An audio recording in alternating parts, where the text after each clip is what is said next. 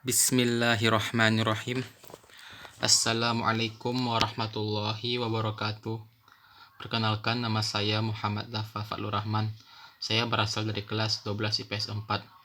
Baiklah, saya akan menyetor hafalan saya, yakni bab 2 bagian C tentang peran para wali songo terhadap penyebaran agama Islam di Indonesia.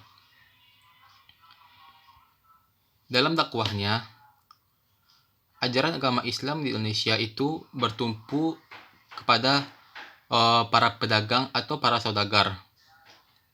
Namun, ketika ajaran agama Islam itu berhasil masuk ke kalangan para kerajaan, nah disitulah agama Islam pun berkembang pesat.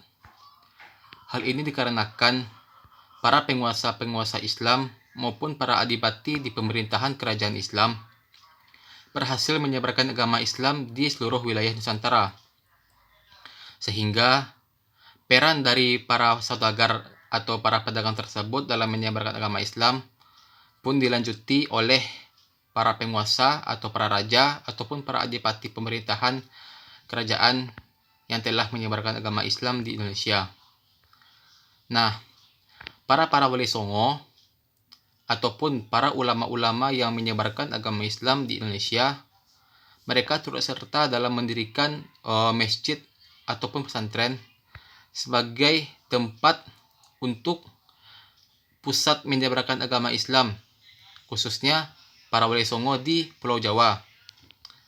Nah, keberadaan pesantren atau masjid dalam dakwah tersebut dibentuk karena adanya lembaga pendidikan yang berada di wilayah Indonesia.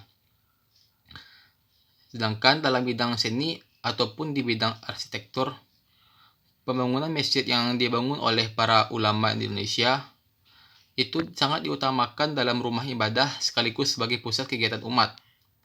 Banyak masjid yang dibangun oleh para wali yang mengembangkan adanya corak-corak gaya arsitektur yang indah dengan ciri khas budaya lokal. Contohnya saja pembangunan Masjid Agung Demak, Masjid Agung Kasepuhan Cirebon, Masjid Agung Banten, dan Masjid Agung Baitur Rahman di Aceh.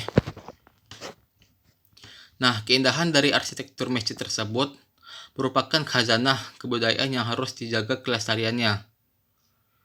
Nah, dari situlah kehadiran masjid dapat disambut hangat oleh rakyat tanpa terjadi penolakan ataupun gejolak sebagai akibat adanya ajaran agama baru.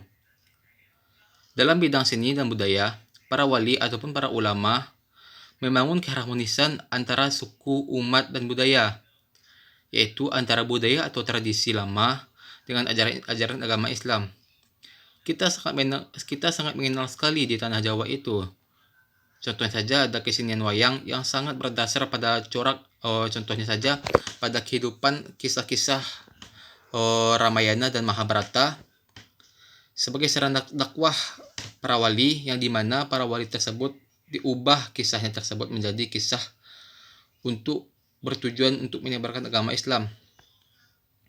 Nah, dari situlah untuk dalam penemuan wayangnya kita kenal dengan istilah gamelan atau gending.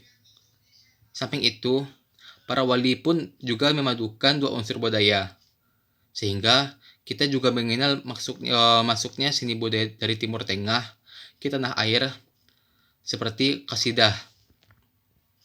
Nah, dalam bidang kebudayaan ataupun adat istiadat yang berkembang di Nusantara juga pun terpengaruh oleh peradaban Islam. Di antaranya adalah ucapan salam, yaitu Assalamualaikum warahmatullahi wabarakatuh, yang selalu diucapkan setiap kaum muslim yang dijumpai, atau penggunaannya dalam acara-acara seperti acara-acara besar yang dilakukan oleh para pemerintah. Misalnya para penguasa ataupun para presiden misalnya. Nah, ketika ia memulai suatu acara, pasti dia membuka acara tersebut dengan kata Assalamualaikum warahmatullahi wabarakatuh. Nah, setelah itu adapun dia ingin menyelesaikan acara tersebut, ia pun mengucapkan Alhamdulillahirabbil alamin, segala puji bagi Allah, yang artinya. Nah, setelah itu demikian dalam bentuk bidang politik, ketika kerajaan-kerajaan Islam mengalami kejayaan, banyak unsur-unsur politik Islam yang sangat tersebar pengaruhnya di seluruh wilayah Indonesia. Contohnya saja pada Kerajaan Samudra Pasai atau pada masa pemerintahan Kerajaan Aceh ataupun Kerajaan Islam di Mataram. Nah, di samping itu pula terdapat tata kota wilayah Indonesia yang sangat mengadopsi sistem tata kota Islam yang memadukan antara keraton sebagai tempat pusat aktivitas penyebaran agama Islam ataupun di pemerintahan, masjid sebagai tempat ibadah, dan juga pasar sebagai pusat ekonomi para saudagar-saudagar yang masuk ke tanah air, ataupun alun-alun kota sebagai tempat berkumpulnya para masyarakat untuk beraktivitas di sana. Mungkin sekian. Assalamualaikum warahmatullahi wabarakatuh.